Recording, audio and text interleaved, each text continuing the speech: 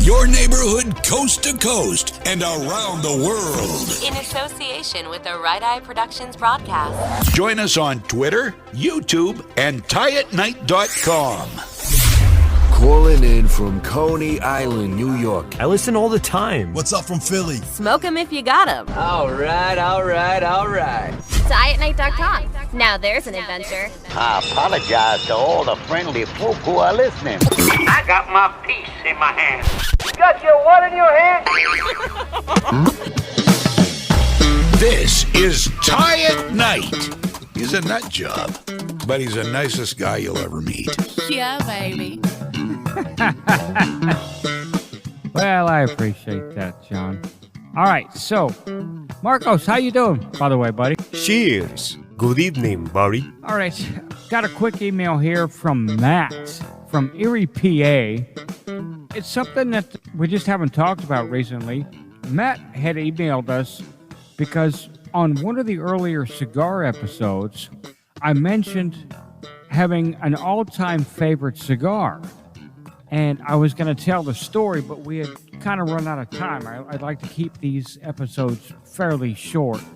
And he says, "Hey, Ty, what's up from Erie, PA? Is there any chance you could actually share the story of your all-time favorite cigar? I've been smoking cigars now for 7 months. I absolutely love them. My wife even smokes the lighter, smaller cigars in the morning with coffee. But I would love to hear the story if you don't mind sharing." So here it is. As fast as I can tell you, Matt, I'm single now. I'm divorced. But at the time, this is years ago now. Keep that in mind. We went to the Bahamas on a cruise. I got a huge-ass suite on the cruise ship there. And we went to the Bahamas for almost a week or so. And they have what they call offshore excursions. There was one day where we could take a ferry boat ride across the waterway there, and I don't remember what island. I think maybe Freeport. I don't remember. It's been so many damn years. But we went to the cigar store there. They had great cuisine. They had all kinds of food and shops that you can, take in. Of course, I'm attracted to this cigar store. So I go to the cigar store. It's a relatively small cigar store, but they had wall-to-wall sliding glass doors, humidors. When you walk into the shop itself, just to the right, there was a little Hispanic man sitting at an old, worn-down table, hand-rolling cigars. Now, keep in mind, I don't remember, you got to forgive me, I don't remember what it is today, but back then when I went, Cuban cigars were legal in the Bahamas. And so that's why this guy, he came up from Cuba, from what I understood, and he landed a job there, and he was hand-rolling cigars. So surrounding him were probably 4 or 5 piles, and I mean piles, 10, 11, 12 inches high of tobacco leaves from different countries. The majority were Cuban. I stood there and paid this guy, I think it was $20 for the cigar. He hand-rolled me a cigar right there in front of me.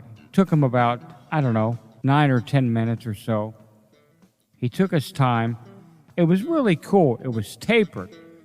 Looked almost like a trumpet or a clarinet from a band, where by that I mean the cap or the butt end of the cigar was skinnier than the actual part that you light 6 or 7 inches later.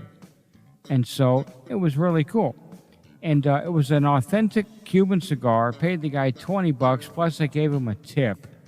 And they said you got to wait about a day because he used cigar glue, cigar gum, I think is what they called it, because it was wet. To have a better smoke, wait till it dries. All right, so keep in mind, earlier I stated we had a suite on the cruise ship, which had a balcony. The next night, we had what they called, damn it, I can't remember. We were going to the next island, basically. And so it was a free day on the water. I guess maybe that's what they called it. I don't remember. I apologize. My wife and I at the time had dinner, wonderful dinner. And then right about sunset, the cigar that I had kept in the safe was dry enough to smoke. And I pulled that bad boy out, lit it up, sat on the balcony. My wife had gone downstairs, came back up with several drinks. I'm telling you what, man, I was in heaven. I had incredible drinks.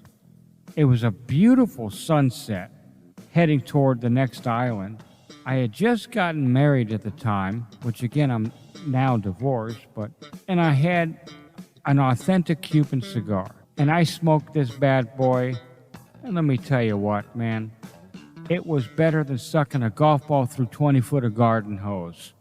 I'm telling you, it was fantastic. That is my all-time favorite cigar, which reminds me, the other question you had on your email here, let's see, how many cigars a day do you smoke? You know, for a while, I smoked quite a few, 4 or 5 a day, and that's quite a bit. It brought me to an old clip, 2 legend comedians. Brought me to a clip of the Johnny Carson show. He interviewed a guest by the name of George Burns. If you've not seen this, pull it up. It's a very fast clip, and we're going to play it here in just a second. George, tiny old man, had a great career as an actor, as a comedian, as a singer.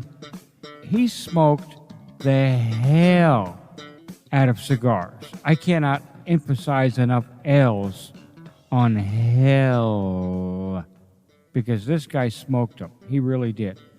And he was known for that. Interesting to see how many cigars he smokes a day. Again, to answer your question, the most I've ever smoked is probably 4, maybe 5 in a day, but that's been several years ago. I've cut back quite a bit. George Burns, a legendary comedian, along with the late, great Johnny Carson as well. They kind of banter back and forth for just a few seconds. Hey, Matt, thanks again for tuning in from Erie, PA. Hello to everybody out there. Appreciate you listening to Tie at Night. What number of cigar is this for you today now? This is my 10th or 11th cigar. I smoke between 15 and 20 cigars a day. Yeah. And it's very exciting. Yeah. At 93, if I can get it into a holder. Well, it's the little things in life. Now, George, hasn't your doctor said to you, now, George, you got My doctor is dead. Smoke 'em if you got 'em. I'm Leah, and this is another edition of Tie at Night.